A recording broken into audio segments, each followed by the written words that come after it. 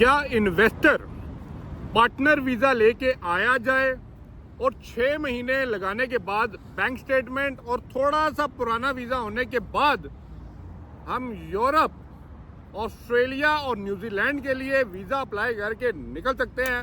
भाई मेरा दुबई से कुछ लेना देना नहीं है, मुझे नहीं चाहिए, कुछ भी नहीं चाहिए दुबई से।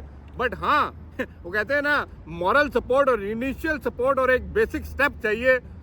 क्या ये ठीक रहेगा या नहीं रहेगा, इसका जवाब मैं आज देने वाला हूँ। क्या आप भी पार्टनर वीज़ा लगा के बराह रास्ता दुबई, यूरोप, ऑस्ट्रेलिया, कनाडा और पता नहीं कहाँ निकल सकते हैं कि नहीं निकल सकते? अभी आप बैठे हुए हैं इंडिया में, पाकिस्तान में, बांग्लादेश में मंजे पे हैं और खुरक रहे हैं, ठीक है? और आप सोच रहे हैं कि भाई अब हम ऐसी को तरकीब लगाते हैं तो यार ये वैलिड तरीका है कि नहीं है, पूरी बताऊंगा। वैलिड है वो भी बताऊंगा और कैसे वैलिड है वो भी बताऊंगा। और क्या यहाँ पे जो VSS वाले बैठे हुए हैं, जो एम्बेसी वाले बैठे हैं, वो आप जैसे लोगों का इंतजार ही कर रहे हैं कि भाई आप लोग कब आएंगे यहाँ पे तो हम आपको वीज़ा इशू और ग्रांटेड कर दें। आजकल ये स्कीम मार्केट के अंदर बहुत तेज़ी से चल रही है। पहले एक स्कीम थी कि यहाँ पे आके इन्वेस्टर वीज़ा दे के, एम्प्लॉय वीज़ा दे के, लोगों के नाम पे लोन चीज़ें उठा के, कंपनियाँ बड़ी बना के, चीज़ें निकाल के भागने वाला काम था। आजकल वो कहते हैं ना 360 डिग्री किस्म की स्पिन मारी गई है इस काम के अंदर। बहुत से एजेंट, बहुत से माफिया लोग जिनका काम ही हराम कमाना और अपने बच्चों के मुंह में हराम डालना है, वो ऐसी स्कीमें लेके आते हैं। अब पहले तो मैं आपको समझा दूं ये पूरा तरीकाकार क्या होता है। जब आप कंपनी के अंदर पार्टनर आते हैं ना, तो पहली बात याद रखिएगा, partner is not allowed to work, ठीक है? इसका मतलब ये हुआ कि फॉर एग्जाम्पल, मैं ये नहीं कहता वीज़ा नहीं मिलता यूरोप का, लेकिन अगर आप ये सोच रहे हैं 6 महीने के अंदर आपको वीज़ा मिल जाएगा, बहुत से लोगों ने पैसा दे के वो वाला पैसा भी गवाया और उनको यहाँ का वीज़ा भी नहीं मिला। जब भी आप आगे अप्लाई करने लगते हैं ना, तो आजकल स्पेशली जो नजर सानी की गई है ना, वो एशियन नेशनैलिटीज़ के ऊपर ज़्यादा की गई है कि जब भी ये यूरोप का वीज़ा या कहीं पे भी अप्लाई करेंगे, ये मत बताएं मैं पार्टनर हूँ, मेरे पास कंपनी है। वो देखेंगे आपकी कंपनी की बैंक स्टेटमेंट इतनी स्ट्रांग है जो आपको कहते हैं ना कि रिलेट कर पा रही है आपके बिजनेस के साथ, जिस बिजनेस एक्टिविटी के ऊपर आपने उस बिजनेस सर्विसेज खोली है, प्रोडक्ट बेच रहे हैं या कुछ भी कर रहे हैं। अगर तो वो जस्टिफाई करती है, वो आपको वीज़ा देंगे, क्यों नहीं देंगे? लेकिन वही बात है, जब आप ये सारी चीज़ें जस्टिफाई कर सकते हैं तो आपको आगे जाने की जरूरत ही नहीं है। आपके लिए दुबई ही जन्नत बन जाएगा, यहाँ पर ही पैसा कमा सकते हैं। माइंड में जंतरबाजी है ना।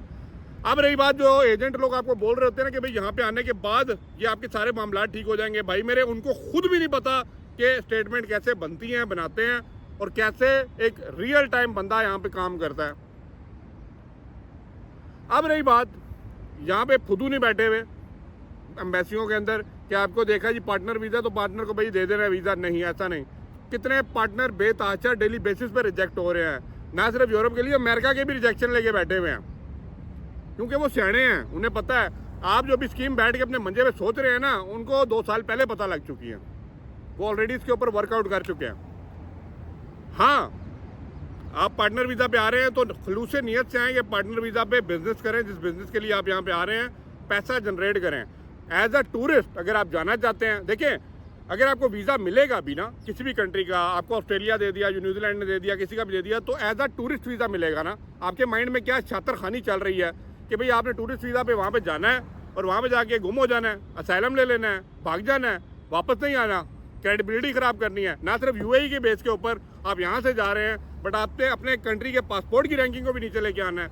अगर यही माइंड में चल रहा है तो भाई मेरे, आप लोगों से ज़्यादा हराम का काम करने वाला और कोई नहीं हो सकता, आप ही हो सकते हैं। तो कीजिए। और यहाँ से इस तरीके से गया हुआ बंदा जो जहाँ पे जाके नौकरी भी करेगा, मैं वो भी कहता हूँ, वो भी आपके बच्चों के ऊपर भी हलाल नहीं है। क्या है, नया फतवा डाल रहा है भाई मेरे, गलत तरीके से माल कमाया हुआ जितना मुझे सिखाया गया है ना, वो गलत ही है। Follow the country rules and regulation. आपने दुबई को जो लारी अड्डा बनाया हुआ है ना कि यहाँ पे आएंगे, बैग लेके आएंगे, वेट करेंगे, हाँ जी अगली बात निकल रही है, निकलो 6 महीने बाद, तो ये आपका जो माइंड में गेम चल रही है ना, इसमें आज नहीं तो कल आप लोग मारे जाएंगे, कन्फर्म शॉट मारे जाएंगे।